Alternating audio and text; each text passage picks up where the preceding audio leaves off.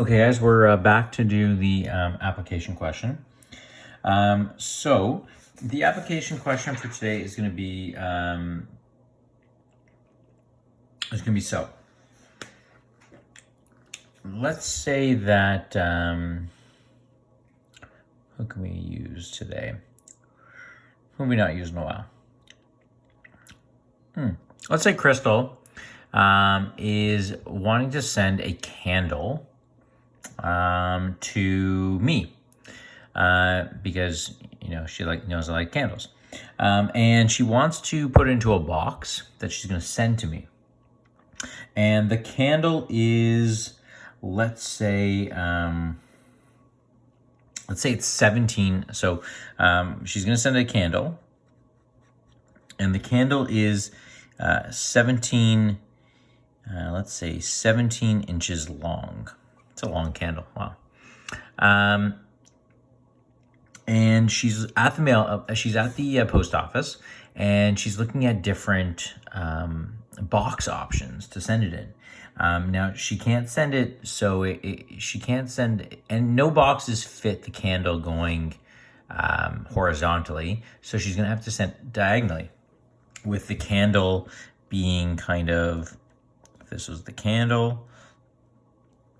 Looks like dynamite, actually. Maybe she's sending me that. I don't know. With the candle resting on a diagonal layer inside the box, right? So if we think about the box, the candle is going to actually be a lot longer than that. The candle is going to be resting from the bottom all the way to the top and the back. So that's how we're thinking about this candle or dynamite being in there. So she knows that it's 17 inches. She's looking around, and she thinks she found a box that will fit it, but she needs to figure it out using Pythagorean theorem if it's going to actually fit on this hypotenuse. So the box measures, it's 11 inches lengthwise, it's 4 inches widthwise, and it's 15 inches tall. So she's going to actually use Pythagorean theorem here to figure out if the hypotenuse from the front to the back will fit that 17 inches. If it's anything less than 17 inches, it can't fit the candle. If it's anything more than 17 inches, it will fit the candle.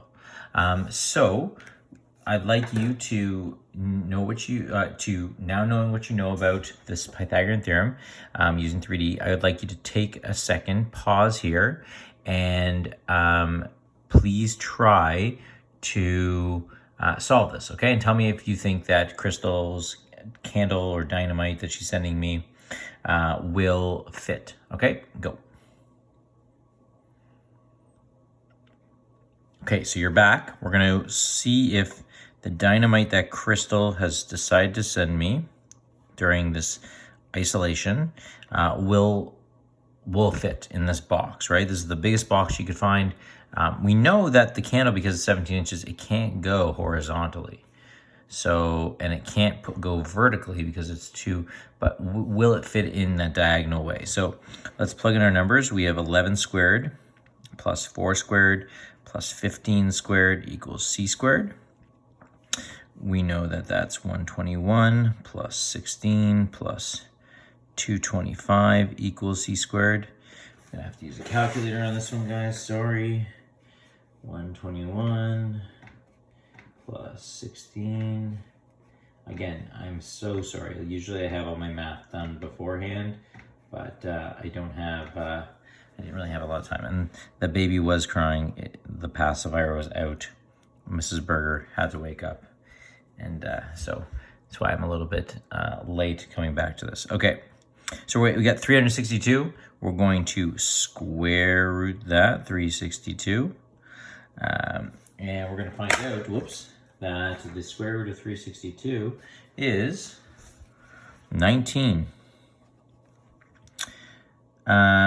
So we know then if this is 19 inches and the candle is only 17 inches, it will fit perfectly in there. So we know that's good to go.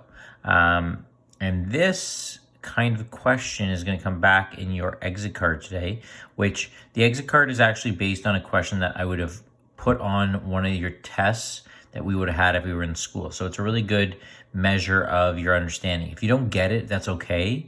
It is a more complicated, it's one of our thinking questions, but I do want you to try it to see if you can figure it out. Okay. The last thing we're going to do is our thinking portion. So I'm going to pause here and upload the thinking, or start the thinking video on a new one. Okay.